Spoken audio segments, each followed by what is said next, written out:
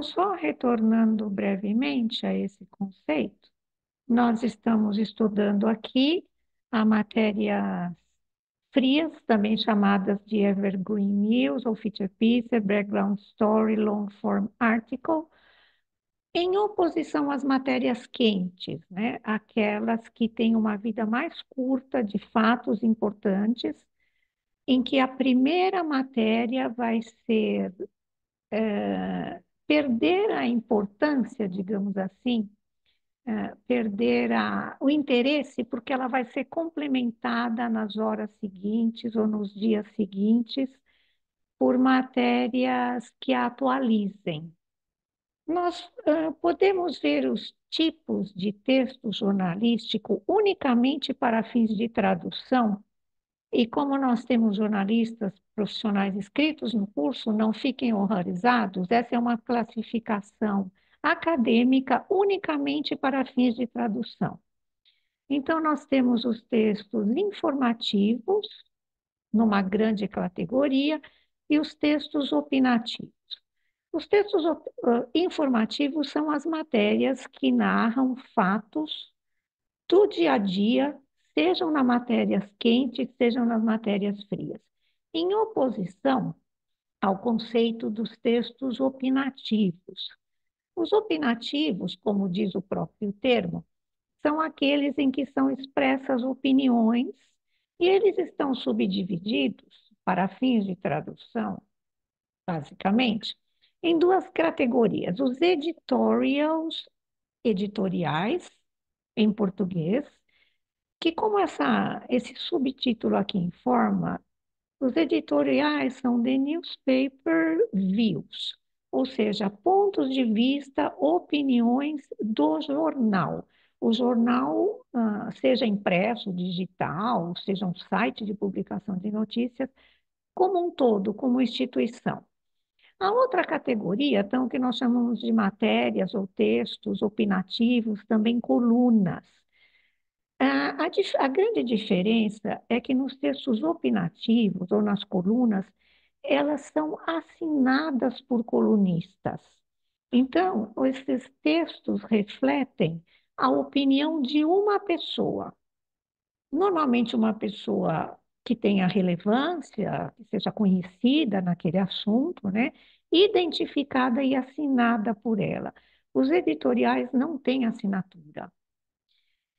E muitas vezes os textos opinativos, eles têm um tipo de disclaimer no final, uma isenção de responsabilidade, né? Um disclaimer, que vai afirmar o seguinte: este texto, ou esta coluna, ou esta matéria, reflete unicamente a opinião do colunista, ou a opinião de quem o assina, alguma coisa assim para explicar bem que aquela não é uma posição oficial do órgão de imprensa, mas de uma pessoa.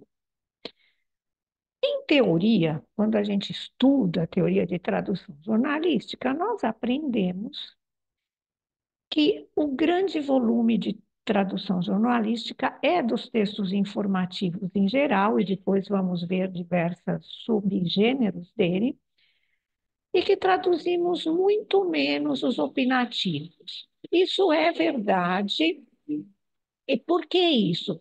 Porque a opinião de um jornal ou a opinião de uma pessoa, a não ser que seja uma celebridade, não no sentido artístico, mas uma celebridade naquele campo de conhecimento, um acadêmico, um político, ou uma pessoa importante, um cientista, eles têm interesse para uma comunidade mais local. Dificilmente a opinião de um jornal de outro país vai interessar numa tradução para a língua, por exemplo, como o inglês ou como o português, porque o alcance da opinião é mais geograficamente restrito, tanto a opinião do jornal quanto a opinião do colunista, com exceção dos nomões, né? E aprendemos também, em teoria, que os textos informativos são preferencialmente traduzidos na íntegra, com algumas reduções, algumas adaptações. Então, como eu dizia, nós aprendemos que Em geral, os textos informativos nós traduzimos na íntegra, com aquelas reduções, aquelas adaptações que nós vimos na aula passada, e mais algumas que vamos ver hoje, por conta de limitação de espaço e ampliação do texto traduzido, e que os textos opinativos são pouquíssimo traduzidos, como expliquei, porque eles têm um alcance limitado geograficamente, e normalmente os textos opinativos são traduzidos na íntegra. Isso é o que a gente aprende em teoria. Nós vamos ver que na prática, principalmente depois das mídias em formato digital, dos sites de notícias, isso acabou mudando um pouco. Outra forma de classificar os textos jornalísticos é pelo meio em que eles são disseminados, em que eles são divulgados e distribuídos, né? E conforme o meio, eles representam um volume maior ou menor de tradução. Pelo meio, eles são classificados como jornalismo impresso e online numa mesma categoria, digamos assim, o jornalismo escrito, independente da mídia em que ele é divulgado, né?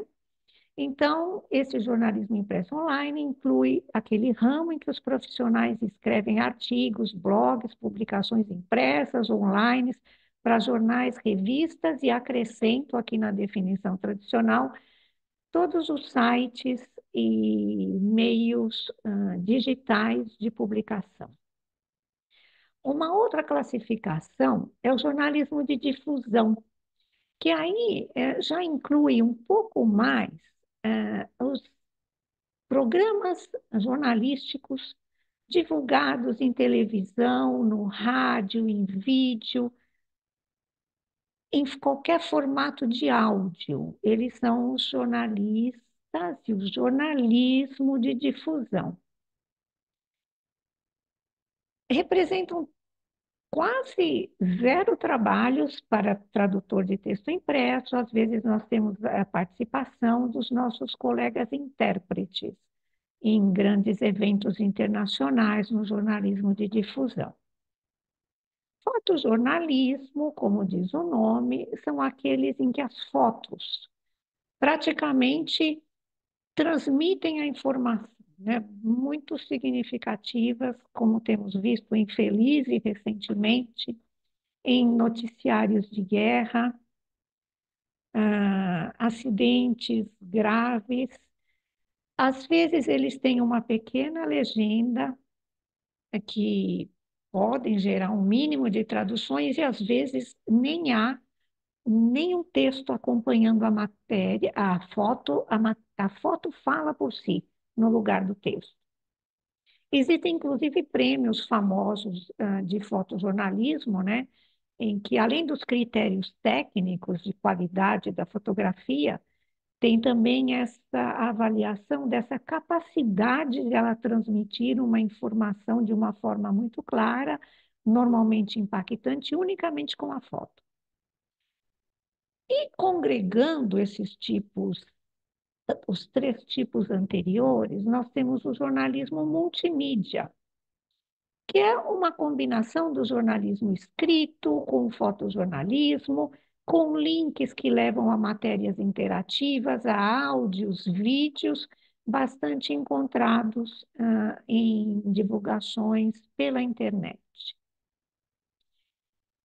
O multimídia pode trazer alguma tradução para nós em volumes menores que o impresso, e um pouco maior, digamos assim, intermediário entre o jornalismo de difusão e o fotojornalismo.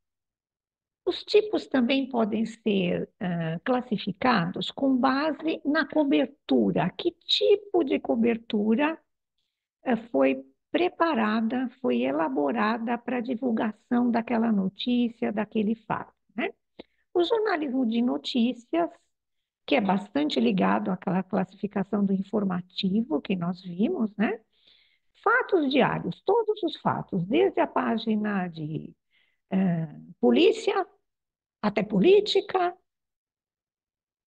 estilo de vida, cultura, esportes, economia, negócios, carreiras, ciências, tecnologia, o que quiserem, cabe no jornalismo de notícias, seja nacional ou internacional. Traduções nossas aqui. A segunda classificação é o jornalismo de reportagens. O que é o jornalismo de reportagem? Ele é um desdobramento, digamos, do jornalismo de notícias.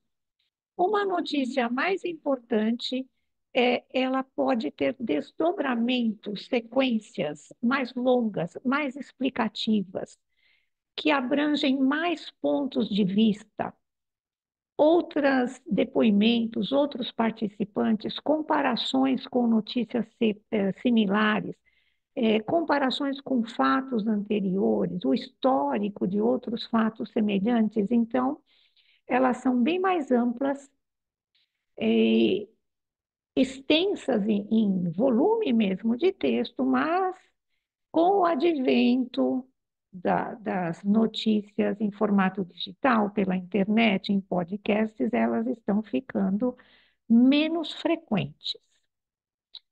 Aparecem, às vezes, também nas edições de jornais de fim de semana, né? Quando há menos notícias de política e economia e há mais espaço para publicação de reportagens.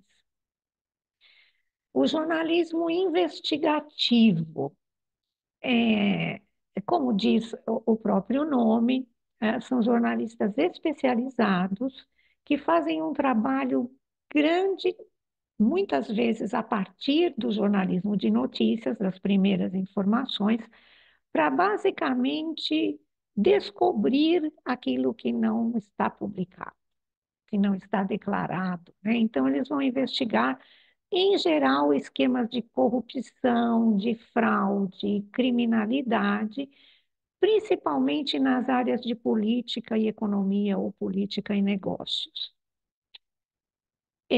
Muitas vezes eles se restringem à divulgação local, não vão para o noticiário internacional, a não ser que seja um Watergate, um Wikileaks, um fato de grande repercussão mundial, senão eles ficam mais restritos ao país, ao continente em geral. E o jornalismo opinativo, que é aquele que vimos, né, na grande classificação para a tradução, que vão abranger os artigos de opinião, as colunas, resenhas, artigos de análise, muitas vezes as críticas de livros, cinemas, eventos culturais, peças de teatro, entram aqui também nessa classificação do opinativo, normalmente não muito traduzidos. Na aula de hoje nós vamos ver não o tradicional, mas nós vamos ver exceção. Quando o jornalismo opinativo, por exemplo, é traduzido, e vamos ver a exceção, a ideia, o conceito tradicional, que a matéria opinativa não se corta, não se reduz, não se enxuga. Isso aconteceu até o advento do jornalismo pela internet, pelos meios digitais. E aqui ficamos por hoje, na nossa abordagem um pouco mais teórica. Eu estou compartilhando aqui o nosso primeiro texto. Quem assistiu, antes desse curso, né, um pouquinho mais longo, houve uma palestra na USP, que eu dei a respeito de uma ideia bem geral de tradução jornalística. E eu comentei naquela palestra que, por questões de limitação de espaço, é preciso muitas vezes cortar o texto que nos é entregue. Muitas vezes, esse não é um trabalho que cabe ao tradutor. Muitas vezes, o editor, o jornalista, o redator, quem for o responsável pelo assunto, encaminha a íntegra da matéria e esse profissional ou sua equipe, seus assistentes, é que resolvem o quanto daquilo cabe no espaço disponível, o que vai ser traduzido e o que vai ser simplesmente excluído.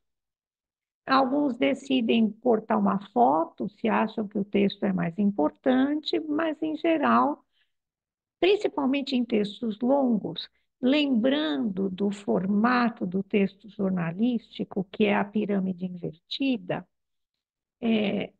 nós vamos, se precisar, cortar, como vimos no exemplo da Yoko Ono, lá da citação da obra dela, mais para o final da matéria. Os tradutores que trabalham há muito tempo para um mesmo editor, para um mesmo órgão de imprensa, uma agência de notícias, seja lá quem for, muitas vezes já tem essa percepção do que o jornal publica, do que não publica e mais ou menos o que pode ser cortado. E aí, o tradutor já recebe a sua matéria a ser traduzida, o seu original, com instruções desse tipo. 936, o que que é isso? A contagem aproximada de palavras, normalmente feita no Word, na contagem automática.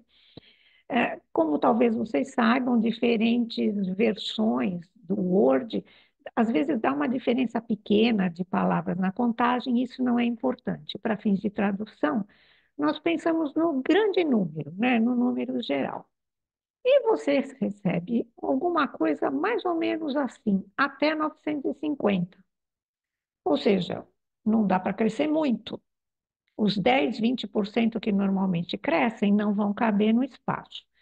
Só para apressar o nosso processo aqui, não ficar demorando muito, eu já apresento a contagem da tradução integral, que dá 1.041 palavras, ou seja, muito mais do que haverá espaço para publicação.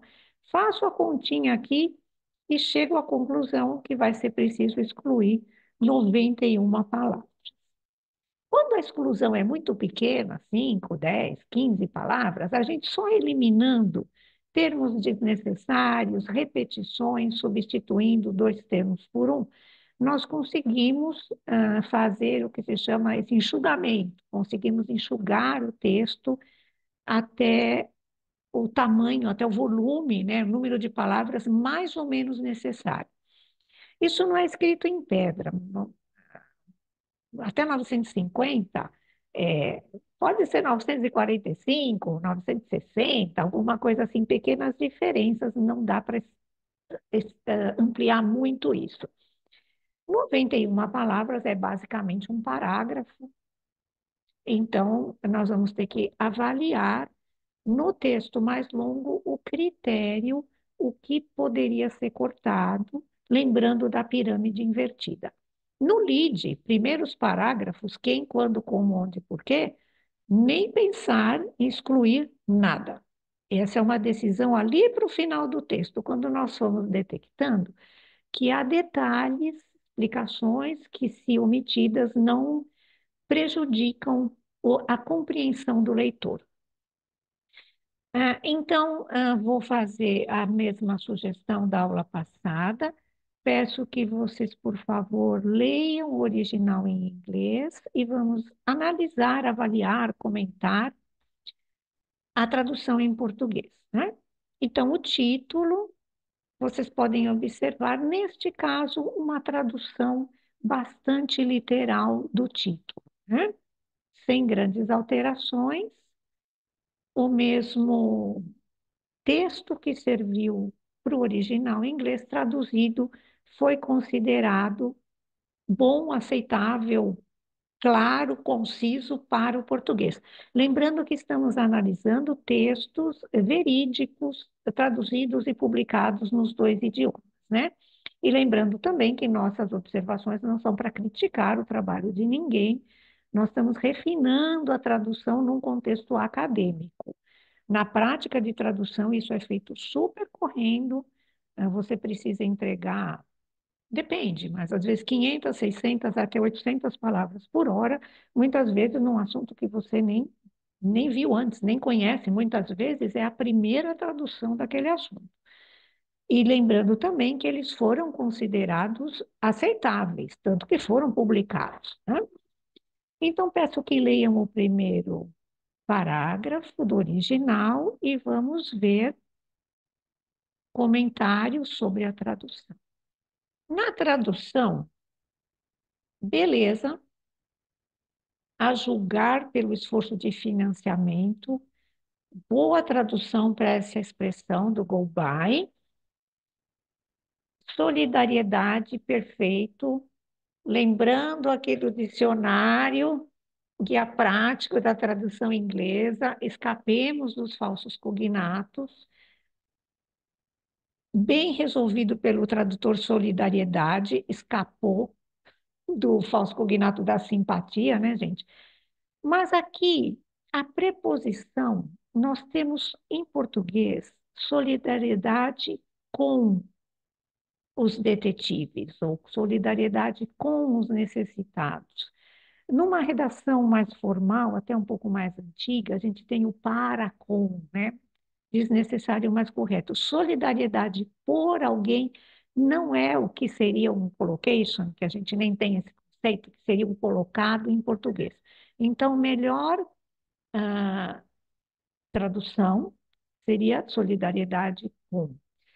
Gente, se tiverem outras opiniões, outras sugestões, fiquem à vontade, né? Como a gente vê nos livros, as sugestões, as traduções são sempre sugestões, são sempre sugeridas, né? Peço que leiam o segundo parágrafo e vamos ver a tradução. As observações no português, como o português diferencia gênero já no artigo definido, bem resolvido pelo. Eu vou chamar tradutor do texto, independente de ser tradutor, tradutora. O tradutor resolveu bem, já no artigo, os três professores, sumiu com esse man daqui, porque já fica claro em português, né? Resolvei bem o carved out para a reputação, conquistaram uma reputação ótima.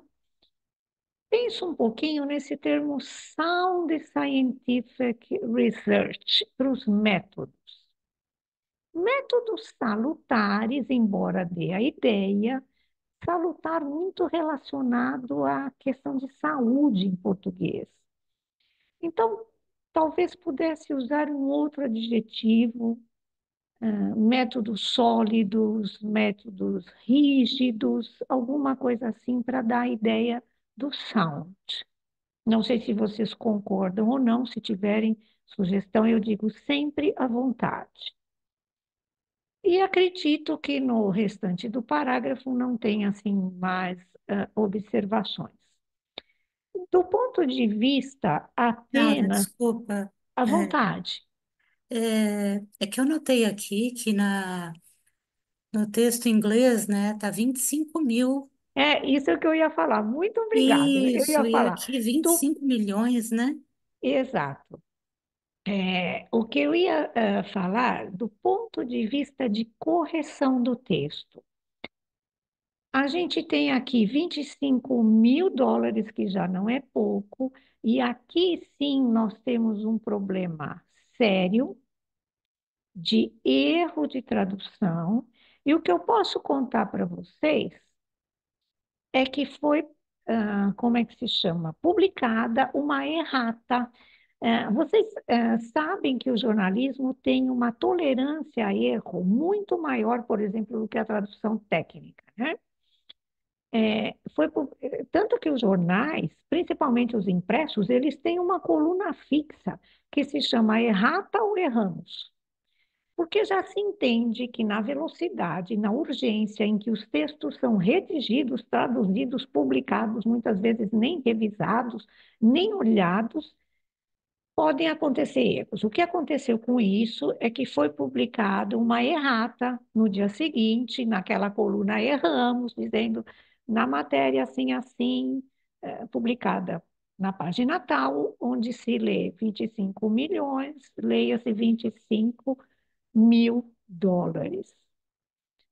Agradeço a quem observou, muito bem pensado. E observamos também a convenção da língua de chegada. No jornalismo, não é comum, em português, usarmos 3 zeros, 6 zeros, 9 zeros para a ordem de grandeza. Tá? Então, nós seguimos a convenção do português, que é, em geral, escrever, redigir a nossa unidade. Principalmente se tiver 6, 9, 12 zeros, o leitor não vai ficar contando se são bilhões, trilhões ou coisa do gênero. E muito bem observado. Quem que fez a observação? Eu não vejo vocês. Fui eu, Paulina. Paulina, ótimo, muito bem observado. Então, assim, todas aquelas variações não implicam em nada mais sério. Esse é um erro de tradução que gera uma errata. Não sei se teve consequências para o tradutor, não sei quem fez, não tive acesso, mas aqui mora o perigo, gente, erro de informação. Não vou dizer que desemprega, mas há perigo, há perigo. Não sei o que aconteceu. Então, isso evitamos o máximo acontecer, erro de informação. Uma falha de pontuação, um termo que talvez não seja o melhor, não tem problema. Verificamos o próximo parágrafo, bem curtinho. Na lista de doadores, uma observação de um tipo de expressão um tanto informal que cabe muito bem em português, que é o Nobel Laureate. Nós lembramos que a tradução jornalística tem o objetivo da concisão da linguagem e da clareza. Na verdade, o Mr. Richard, ele não é um prêmio, ele é um laureado com o prêmio Nobel. Mas é muito comum a gente dizer em português que o literato, o cientista, o físico, o médico é um prêmio Nobel. Então, assim, uma solução um pouco mais informal em relação ao resto do texto, mas que cabe bem para a gente escapar do laureado com o prêmio Nobel, do premiado com o Nobel, uma solução enxuta que podemos também adotar. Próximo parágrafo, um pouquinho mais longo. Professora, não sei se você está vendo o chat, mas tem colegas dando algumas contribuições. Eu não vejo o chat. Eu vou pedir, por favor, que ó, ou o colega que manifesta as contribuições me interrompa e fale, ou se tiver sem áudio, que alguma alma generosa leia para mim as contribuições, porque eu não tenho acesso ao chat nas apresentações. Nem ao chat, nem à sala de espera, nada. Então, quem contribuiu gostaria de falar, ou alguém gostaria de ler as contribuições, por favor? Bom, uma colega disse que a tradução de who's who ficaria melhor traduzir como cara a cara, que também é utilizado como expressão. É uma possibilidade também. Sim, é uma possibilidade. Um pouquinho mais informal que o quem é quem, mas possível. Boa contribuição. E a Dinaura, a Gabriela Sim, também comentou que além do erro de 1.000 ou milhão, né, também pecaram na consistência, porque o 25.000 está com a Convenção Brasileira e o 180.000 está como e 180.000. exatamente, muito bem observado. Então, é assim, seguimos a convenção da língua de chegada. A nossa convenção é por escrito, não é zero. Então, deveria haver aqui 180.000.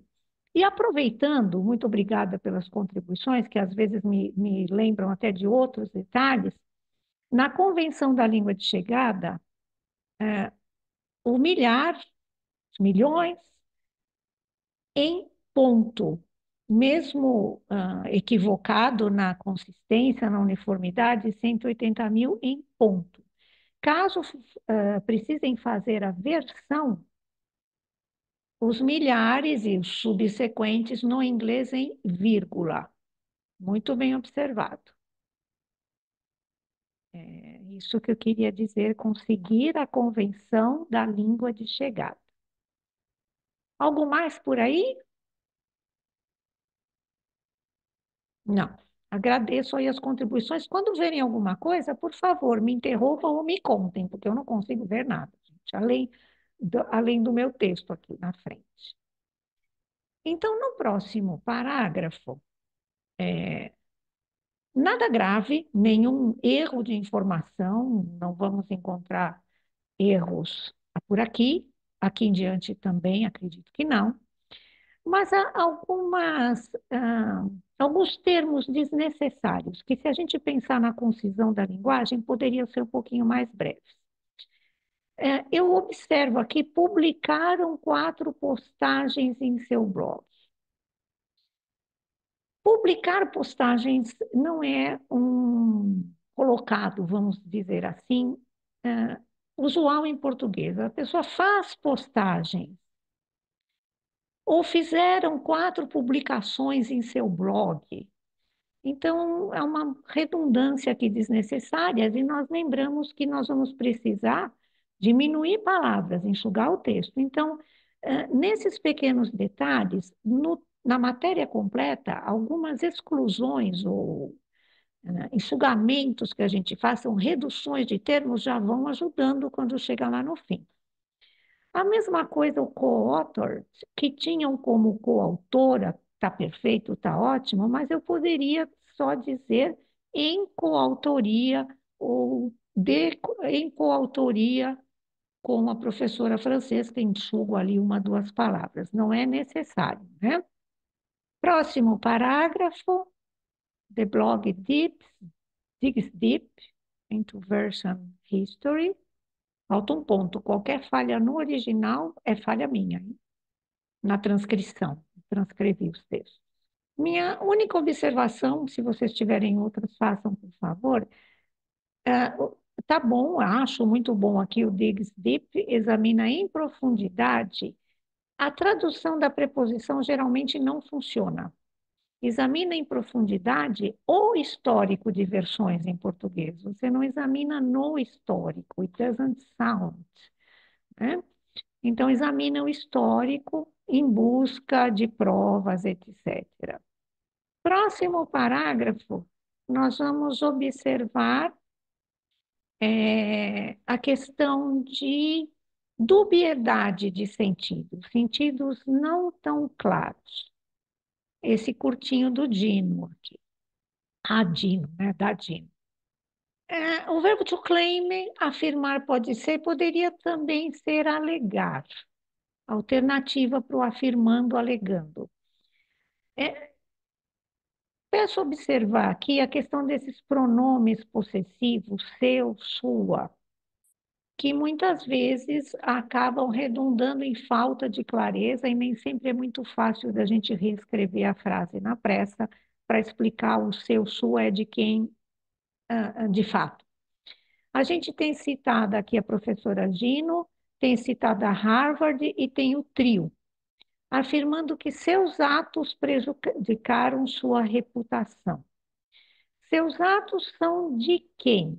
No inglês é bastante claro, porque você tem o their, que remete imediatamente ao plural, que só pode ser do trio. No português, os seus atos poderiam ser da Harvard. Sua reputação poderia ser da Harvard, poderia ser da Jean. Então, sugiro atenção com possessivo, e não é esse o caso, mas há outros textos ainda em que o seu pode se referir, não tanto no jornalismo, mas até em texto literário, que o seu pode se referir até ao leitor, seu de quem está lendo. Então, assim, cuidado com os possessivos, né? Os atos deles talvez esclarecesse aqui que era do trio. E sua reputação, aí sim, só pode ser a dela, porque ela que processou a Harvard. Próximo parágrafo, peço a leitura. Aqui observo que é desnecessário o uso do artigo definido. A professora Gino, cientista comportamental, lembrando que vamos enxugar palavras. E agora, só agora me ocorreu, gente, isso aqui é um trabalho infinito. Quanto mais a gente olha, mais vai observando detalhes que poderiam ser aprimorados. Eu estou vendo, e acredito que seja por conta de tradutores automáticos, eu estou vendo a nossa preposição para, preposição de finalidade, entrando num estado de coma, eu diria assim, prestes a morrer. Acredito que seja uma influência dos tradutores automáticos que traduzem toda a preposição, toda não digo, mas a maioria das preposições to como ao. Doações, normalmente você faz doação para um fundo beneficente e não doações ao fundo. A mesma coisa eu tenho recebido, recente, isso é coisa recente, de poucos anos, traduzir ao inglês, em vez de traduzir para o inglês. Ele disse à sua mãe, sem crase, sem nada. Ele disse à sua mãe, em vez de ele disse para a sua ou para a mãe. Então, eu estou observando que a preposição para está definhando, mas ela é boa e existe, e podemos continuar usando, né? A minha outra observação, sem gravidade nenhuma, só naquela intenção de refinar a tradução, é a questão escreveu um doador. Não tem nada demais em eu traduzir, escreveu um dos doadores, exceto pelo fato de que nós temos menos espaço de publicação. Então, por que não traduzir exatamente como estava no original? Escreveu um doador. E até fica mais compatível com o texto que segue, que é o singular. Um doador escreveu e o outro declarou. Próximo parágrafo, peço a leitura, vamos observar alguns aspectos de singular e plural, de pontuação, repetição, phrasal verb, muito bem. Observo aqui o pronome se, é uma boa solução, porque alguns manuais simplesmente proíbem o uso de voz passiva, apassivadores e qualquer coisa do gênero. Uma opção seria a uma lição mais ampla a ser extraída, isso é proibido, então dá para resolver muito bem com o C. Acredito que eu já tenha comentado, não devemos traduzir cegamente singular e plural para português, porque o inglês tem uma série de termos que têm uma acepção de coletivo, como equipment, information, fruit, fish, aqueles que a gente aprende, e que no português não funcionam no singular. Nesse caso, o exemplo é o research, né, gente? Instituições científicas no plural, duas sugestões. Ou você quer manter o singular e precisa de um artigo, favorecem a pesquisa em sentido amplo, a pesquisa em geral, ou então é preciso usar um plural, pesquisas que fornecem. Então, uma alternativa ou outra. Mais que qualidade, novidade, aqui está bem a vírgula, nem sempre conseguimos traduzir a pontuação, a mesma aqui, a mesma coisa, afirmações originais, mais que. Alternativamente, poderíamos usar mais do que, mas estamos enxugando o texto, mais que está ótimo também. Como estamos enxugando o texto, podemos evitar repetição de palavras desnecessárias. Acredito que tenhamos comentado que as repetições são mais bem recebidas no inglês.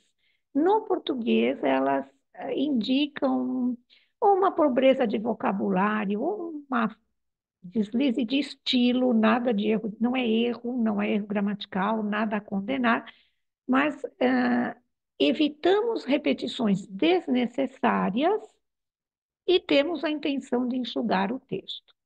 Eu tenho aqui trabalho e seguido de trabalho. Eu posso, uma das formas de resolver, se tiverem outras, aceito, sempre, claro, fazer a inversão. Um lugar em que o trabalho bom, puxo para cá, sofre e o mal, a vírgula, para indicar uma omissão, prospera. Próximo parágrafo. Nós vamos observar pontuação, consistência, como alguém observou para o impessoal. Eu vou subir aqui, vou pintar esse C de outra cor. E já vamos observar omissão. Observações. Ou frequentemente, muito bem resolvido para escapar do mente, né? Muitas vezes. Minha sugestão para evitar tantas vírgulas, tantas intercalações, talvez esse é pudesse ser deslocado para cá e evitaria um pouco de vírgula. Muitas vezes é mais fácil, fica uma ordem mais direta, mais fácil de ler e evita tanta pontuação. Para quem observou consistência, uniformidade, eu entendo a boa intenção de não dizer sua, your research, né? Na adoção dos métodos, para não ficar o sua do leitor, sua de quem. Mas em vez do a pessoa, não se poderia usar o pronome, o impessoal se, quando se adota métodos. Métodos são adotados, plural, lembro, concordância. Então, poderia usar o se, excluir uma palavra e acertamos aqui, métodos são adotados plural. Acredito que aqui não haja nada de relevante, mas se alguém observar, fale, por favor, ou escreva, por favor. Assim, lots of different, lotes, um grande número de quatro termos, por que não muitas hipóteses diferentes? Então, lembramos, se tiver um termo conciso que expresse a mesma ideia, nós não estamos traduzindo palavras.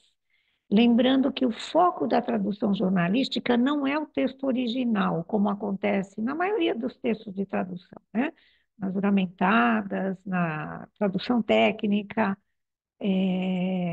muitas vezes a tradução literária, em que é muito importante respeitar o estilo, os termos, a opção estilística do autor, aqui o foco é o leitor. Então, para o leitor testar um grande número de hipóteses ou testar muitas hipóteses, convey the same message, né? Transmite a mesma informação e enxuga. Este último trecho, ele não foi traduzido. Eu acredito que tenha sido cortado por alguém, provavelmente o editor. Na publicação em português ele não aparecia.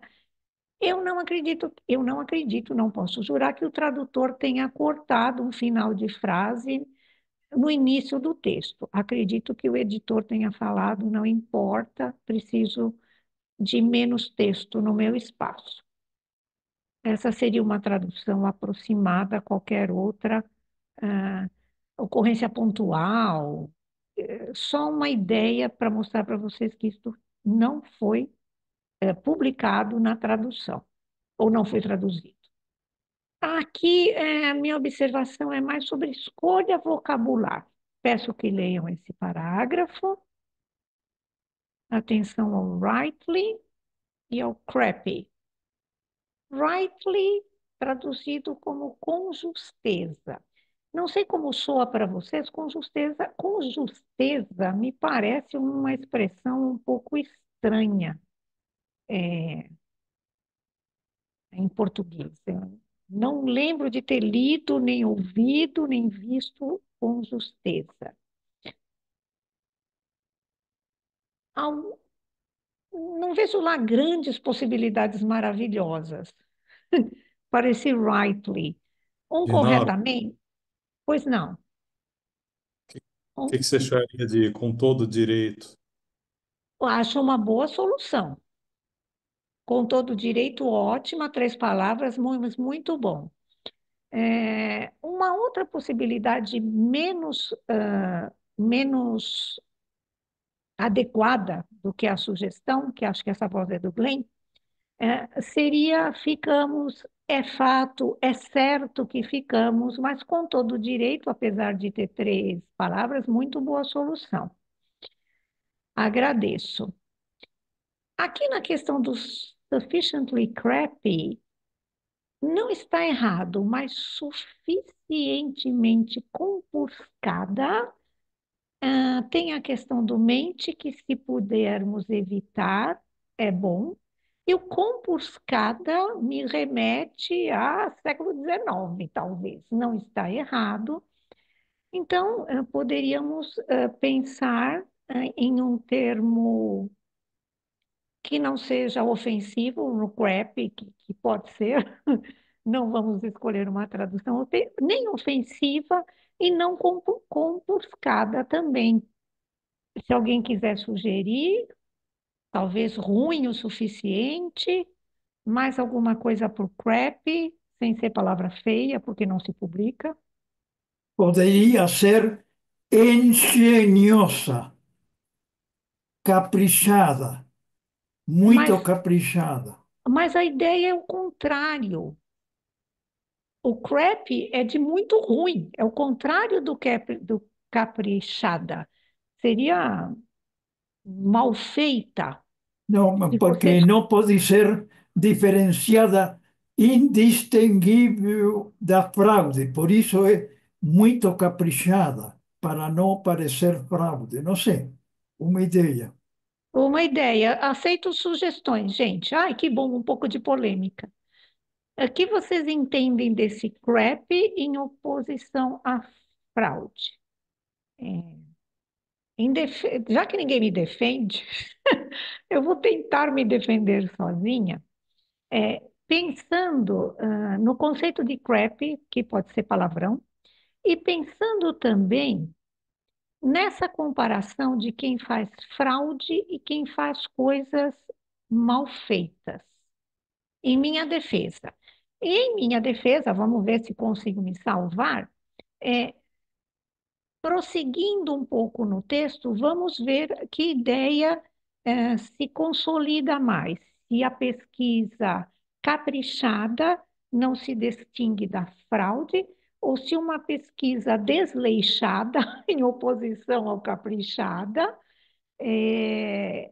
não se distingue da fraude. Ou seja, quando há imperícia e quando há má fé.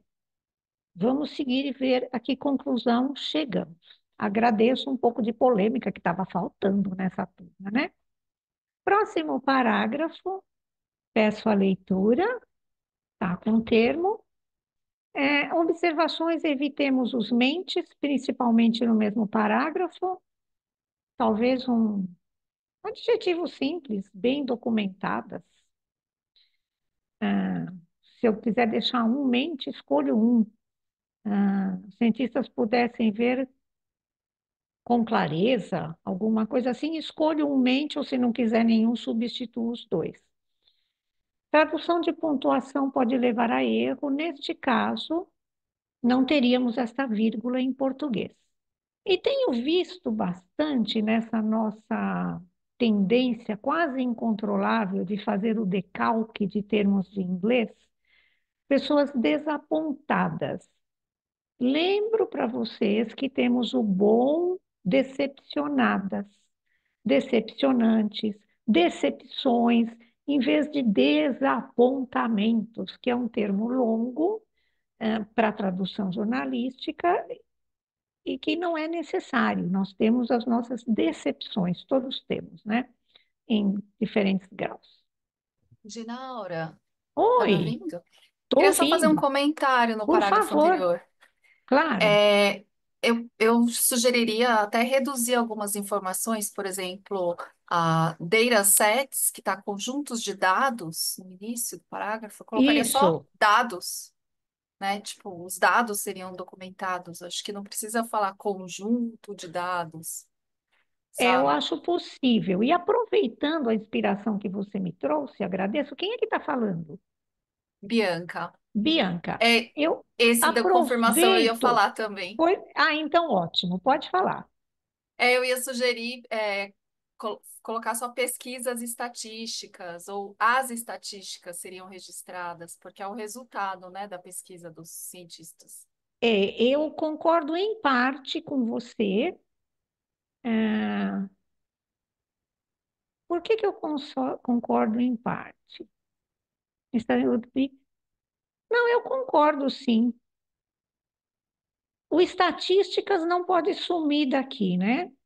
O de confirmação, que eu tinha até marcado em azul, com certeza poderia sumir, desaparecer, porque ele não tem uma indicação aqui de que precise de confirmação. Então, muito boa sua sugestão também, agradeço, Bianca. Dinara, Oi, vamos lá. novamente. E também nesse mesmo parágrafo, eu acho que está muito repetitivo a palavra cientistas. O segundo os cientistas, o que que você acha que fosse Ele, substituir pares sim, por, por seus pares, não sei. sim, uma boa solução para evitar repetição, É, sim. Por seus pares, perfeito. Elimina esse cientista, muito bem observado. Que mais, gente, que vocês estão vendo? Ótimo, muito boas sugestões, agradeço todas. Nesse parágrafo, eu tenho uma impressão que existe eu não vou dizer um erro, mas que existe uma distorção, digamos assim. Uma distorção em uma figura de linguagem usada por aí. Peço a leitura de vocês e comentários antes dos meus. Eu vou pedir licença só para voltar para marcar esses cientistas, que eu confesso que eu não tinha nem reparado. Agradeço e volto. Pronto. Aqui no começo, acredito que tudo em ordem. Podemos omitir o artigo, né? Uma qualificação da pessoa que o antecede. No jornalismo, podemos omitir. O título Dame sugiro manter, né? O equivalente ao Sir, um título honorífico. Não vamos traduzir, como não traduzimos o Sir. E quem gostaria de comentar esse final, gente, aqui, essa figura de linguagem, o que ela virou? Eu até já marquei em vermelho para vocês dizerem se ela reflete, original, dá ideia. Ai, desculpem, dá ideia, não dá, é uma boa solução, é uma má solução. O que vocês me dizem dos alicerces? Oi, Dinaura. Oi, vamos lá. Então, eu não achei a frase certa ainda na minha cabeça, mas eu É, eu pois eu estou é, pensando em alguma coisa assim, olha, alguma coisa. lançarem novos argumentos sem fundamentá-los, alguma coisa do tipo. Essa é uma posição. Você vai bem para o metafórico e traduz os grounds como argumento e pensa na fundamentação. É uma possibilidade meio metafórica. Eu acho uma solução melhor do que os Uhum. alicerces e os buracos. Alguém tem outra solução diferente, mais próxima do original, diferente do original? O que mais vocês poderiam sugerir? Zinaura, que é a Bianca, de novo. Oi, Bianca. Eu até abri aqui rapidamente um dicionário que eu tenho de locuções, expressões, né? Certo. E nesse dicionário que eu tenho da Michaelis, ele traduz breaks new ground como inovar. Mas aí eu teria que pensar um pouco mais como encaixar o restante da frase, né? Para Eu fazer entendo sentido. do Breaking New Grounds como inovar, perfeito na locução. Eu pergunto se o inovar faria sentido com a continuação dos Holes in the Ground. Sim, é por isso que eu estou aqui ainda meio pensando Pois como é, traduzir isso. pois é. Eu acho que o inovar vai ficar complicado se alguém tiver uma ideia, e eu não tenho bem certeza se o autor do texto, né? original estava pensando em inovar ou se estava pensando nessa questão do rigor da pesquisa. Se ele estava pensando no rigor da pesquisa, no que é certo, e na continuação disso, uma possibilidade seria aquela realmente da metáfora, que nossa colega já trouxe. Outra possibilidade, se quiser manter essa figura dos buracos no chão, alguma coisa assim, que é possível, seria não usar alicerce, né, gente? Porque alicerce não faz sentido com lançar alicerce, construir sobre os alicerces, a construção vai para cima, não vai para baixo. Então, os buracos definitivamente não cabem. Talvez, se quisesse manter aqui os buracos no chão, mesmo com a ideia figurada, seria, destacou que se todos cavassem em novos terrenos e ninguém construísse, não se teria mais que buracos no chão. Então, uma solução ou outra, boa da metáfora, uma coisa mais próxima dos buracos no chão, como cavar os terrenos, mas eu acredito, não sei se vocês concordam, que lançar alicerces e construir seria para cima, não faz o mínimo sentido com os buracos no chão que seriam para baixo. Então, aqui eu considero um deslize um pouco mais sério. E estamos chegando, Laura, né? Oi, pois não. podia ser, talvez, funcionaria com abrir novos caminhos. Novos caminhos, ótimo também, Aí ótimo. caberia com os buracos no chão. Eu acho que sim, muito mais do que a construção e os alicerces. Acredito que sim, você dá uma rearranjada na redação, acredito que sim, E para sim. mim essa parte da frase, essa parte final faz mais referência ao pesquisa que é inovador no sentido da expressão eye-catching, mais do que a rigor. Entendo, acho que faz bastante sentido, acho uma ótima solução, sim. E por isso eu vi. Isso. Tinha referência aqui aos novos, perfeita, mas não alicerces. Acho uma boa solução, e pelos caminhos. Agradeço. Estamos quase chegando no objetivo da aula, que não é este parágrafo ainda, é o próximo. Peço a leitura desse parágrafo e alguma atenção aqui pelo meio. Por aqui, alguma coisa mais por aqui. O autor, artigo desnecessário, caso não tenha dado tempo, aí me interrompam, por favor, né? O artigo é desnecessário. Jump through a lot of methodological hoops. Cumprir complicadas exigências metodológicas.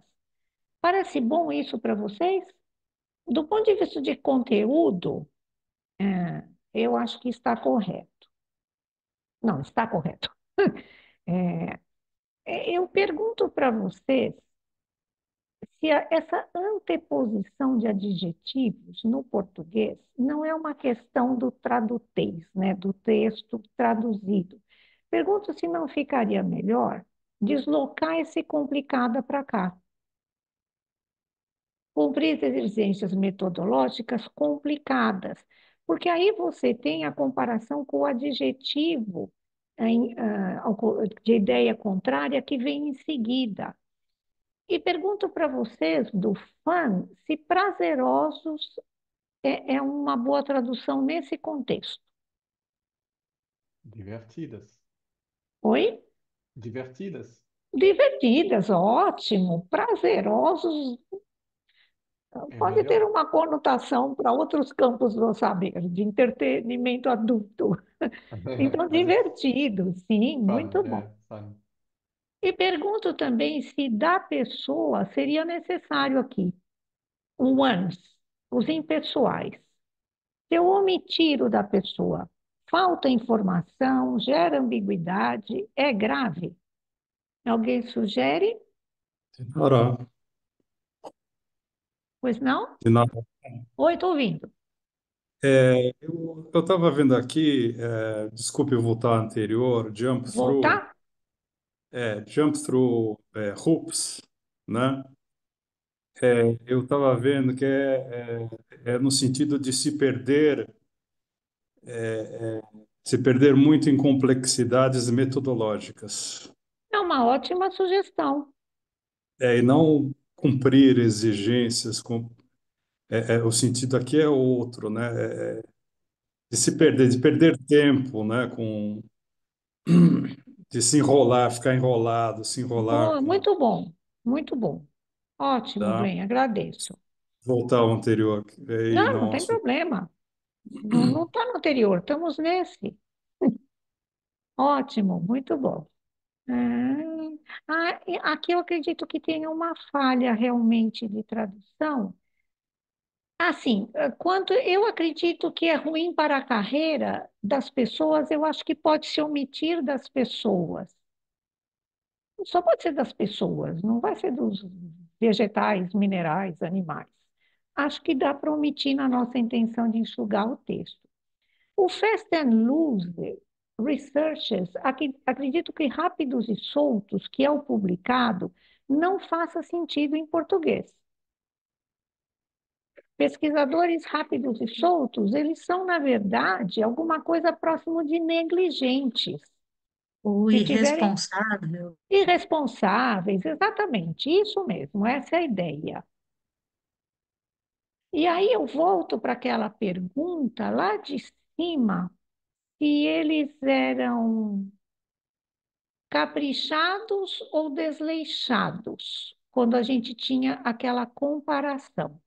Vamos seguindo no texto para confirmar aquilo, né? Irresponsável está ótimo. O que que eu queria? Sim, o extrair descobertas, acho que também não é um colocado em português. Talvez fazer descobertas interessantes. No pump out, né? Pode ser extrair, está perfeito, mas eu pergunto se são descobertas.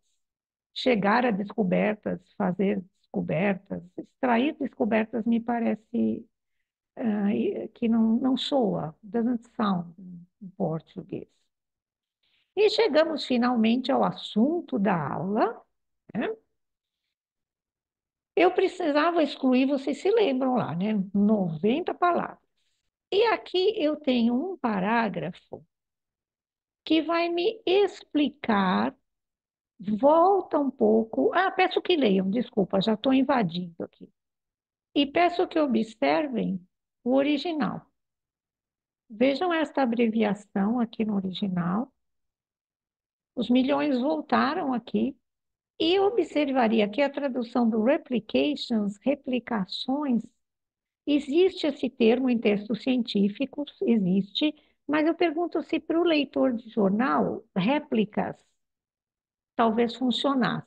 Aceito sugestões.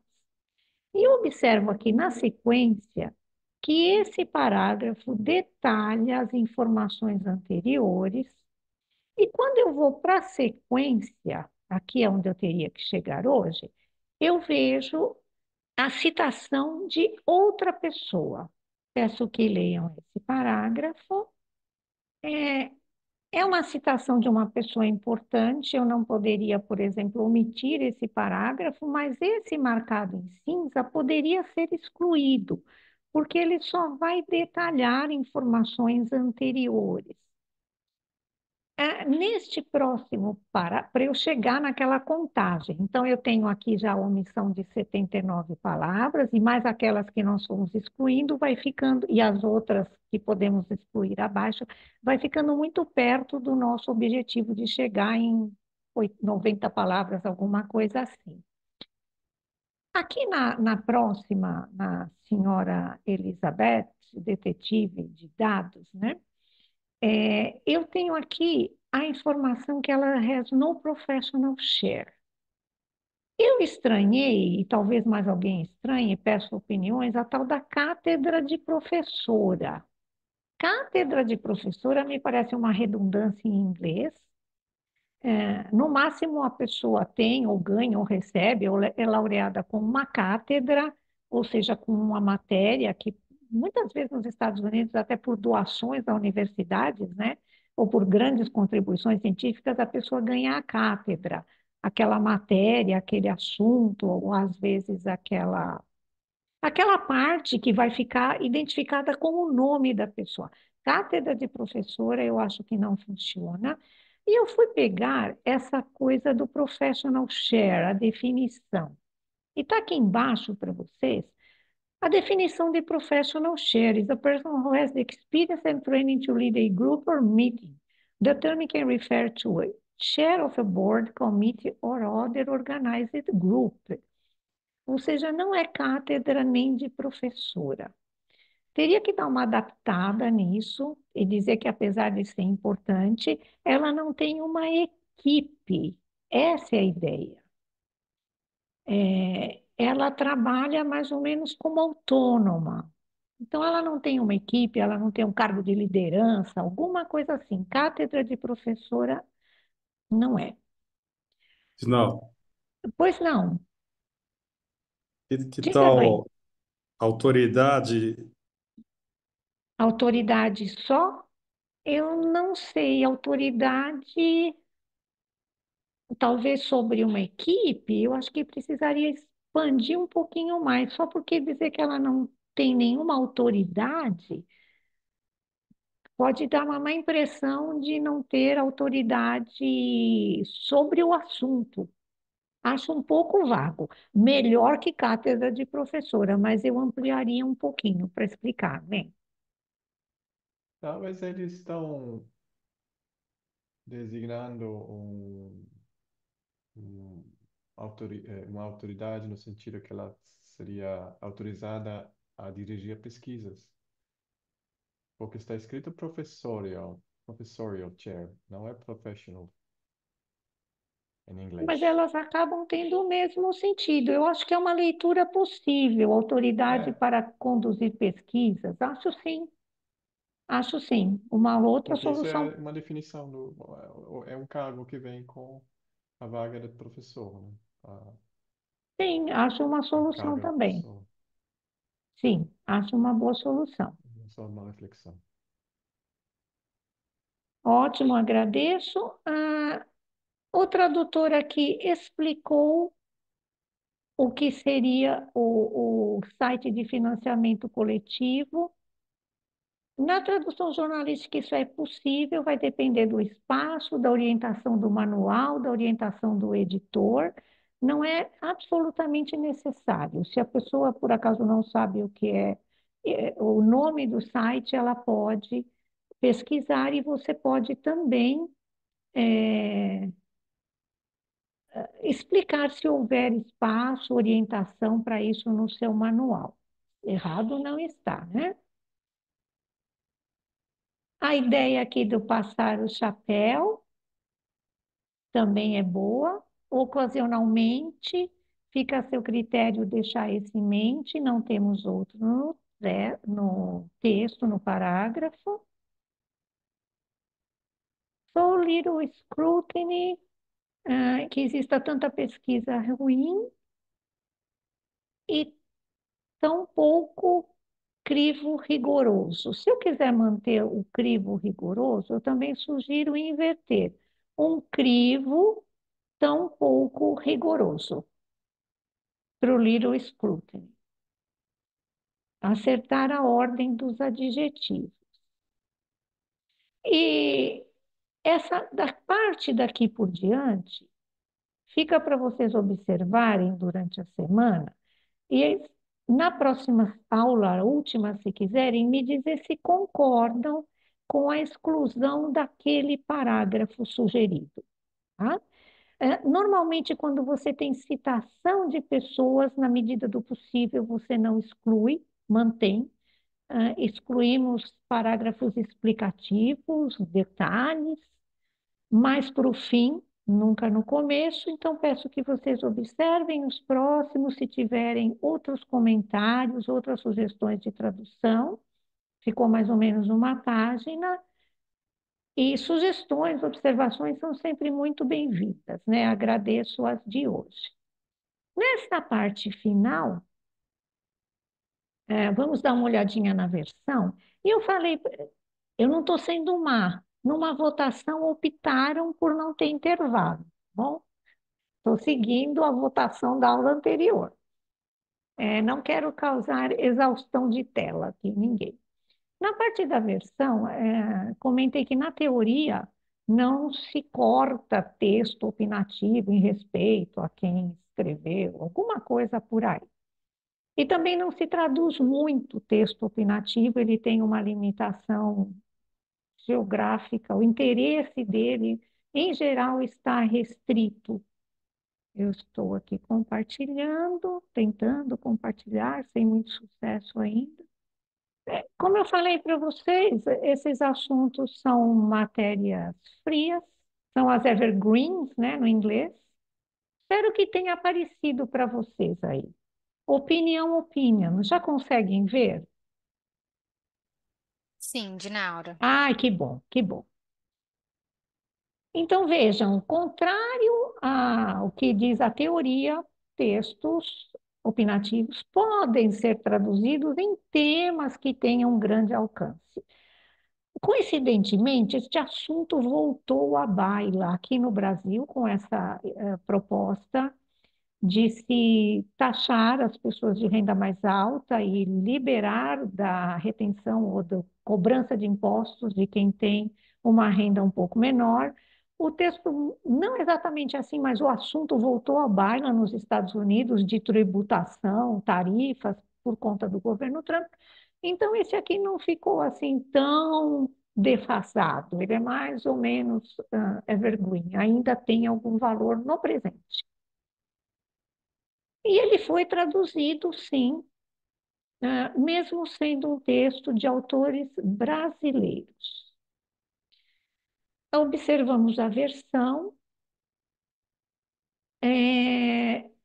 texto do título traduzido literalmente, Tax the Billionaires, uma pequena diferença em maiúscula, que é a convenção do site em que foi publicado num site.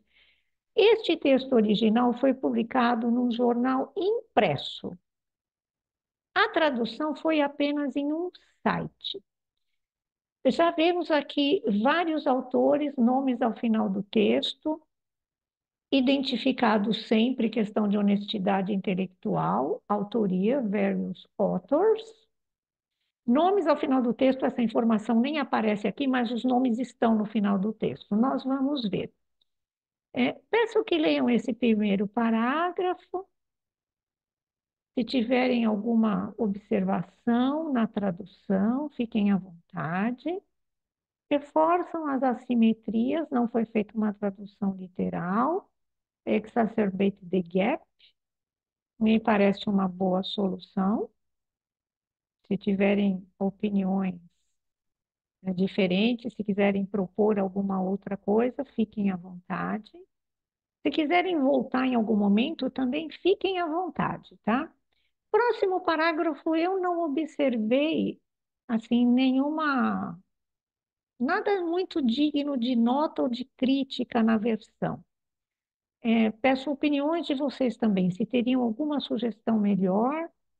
Temos natives no grupo, near natives, talvez o fundamental. Aceito sugestões. Inequalities no plural. Vejam lá o que vocês acham. Dinaura, Oi, tá me ouvindo bem? Não sei estou se ouvindo meu bem, som pode tá com. seguir. Não, tá bom. Eu ia falar aqui na parte do o patrimônio de bilionários, tá como billionaire assets. Aqui não teria que ter uma apóstrofe, que é tipo o patrimônio dos bilionários, em vez do que Pode, patrimônios bilionários? Não sei. eu acho que sim, eu acho que sim. Seria bom fazer o genitivo, né? Sim, concordo. Asset, Só, se preferirem outro termo, oi, por favor. só uma curiosidade, em relação ao fundamental, que foi traduzido por Fundamental, né? Pois é isso. A gente tem visto muito o contrário, por exemplo, que seria o critical, Critical, traduzido muitas vezes por crítico, por sendo crítico. que Pois é. fundamental Tal. ou É o coisas do crítico. tipo, né? Soaria Exatamente. melhor. E aqui na versão a gente não observa isso, onde critical talvez coubesse melhor, Critical, né? crucial, talvez. Crucial, né? Isso, por isso que eu pensei. E é verdade, a gente está vendo essa tendência incontrolável de a gente decalcar no inglês. Muito bem observado. De O novo, Ah, termo inequalities também está correto, porque em relação à injustiça social, é inequality mesmo para desigualdade. tá Um perfeito. filme, nada em estado grave, por exemplo. Pardon-me, desculpa. Minha conexão aqui travou. É que ontem mesmo eu vi um filme que falava de um personagem internado em estado crítico, Ah, não em estado grave. então, é verdade, a gente tem essa tendência de absorver sem necessidade os termos do inglês. Uhum. Exatamente. Eu falei, o inequalities está correto, exatamente essa é a ideia de desigualdades. Eu não sei dizer por quê, mas eu observo e peço observação de vocês do uso do singular no inglês. Inequality como um termo mais genérico e menos uso do plural. Não tem nada errado no plural, gente. Ele é countable, tem plural, tem tudo.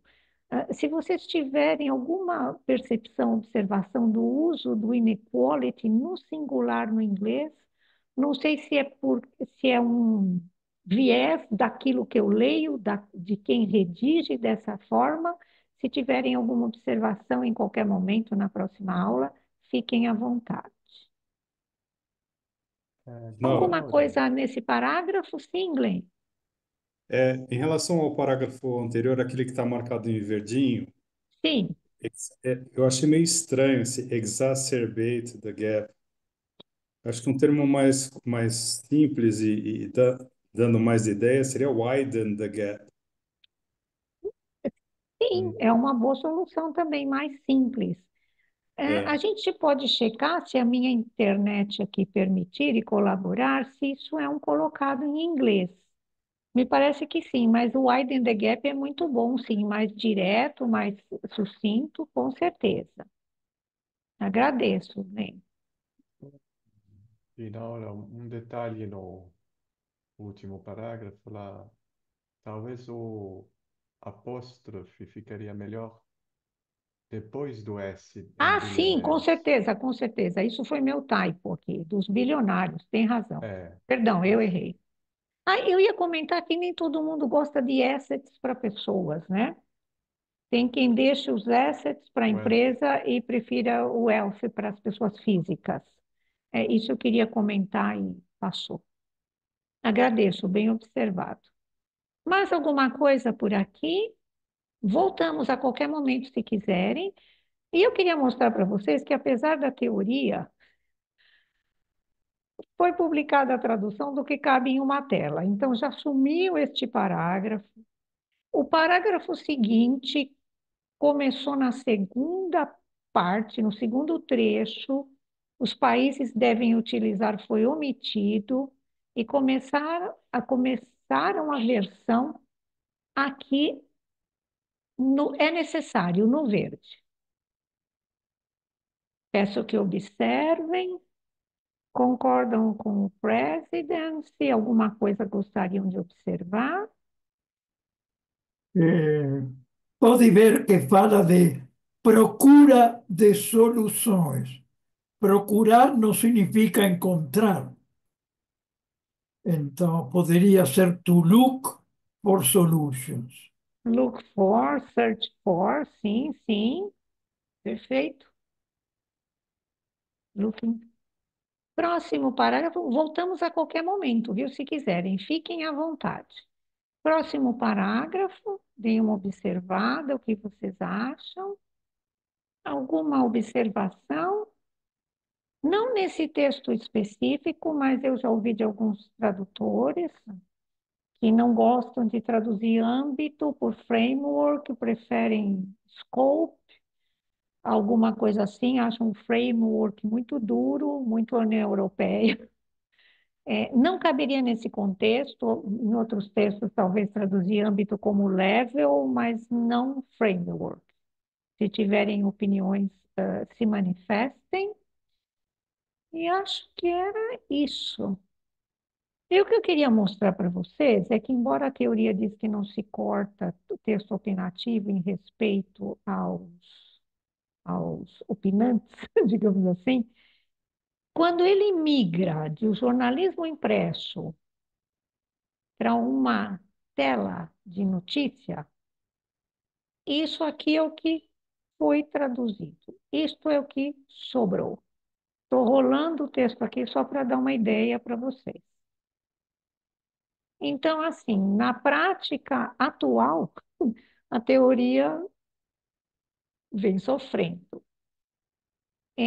Obviamente, há a citação dos autores, pessoas de relevância, né, no Brasil, mas sem o detalhamento de cargos, contribuições, nada, apenas os nomes, em uma linha e nada mais. Então, esse era o que eu teria a dizer por hoje. Se tiverem mais comentários, fiquem à vontade. E minha sugestão é que vocês deem uma verificada, né, no texto que sobrou. Se tiverem outras observações, sugestões, críticas, na próxima aula, a primeira coisa que eu faço na abertura da aula é sempre perguntar se tem alguma coisa referente aos textos passados. Respondo alguma pergunta que tenha chegado durante a semana, como o pedido dos dicionários com português. E é isso. Então, agradeço aí as contribuições preciosas de vocês. Nos vemos na próxima aula e última. E, gente, muito obrigada e até lá.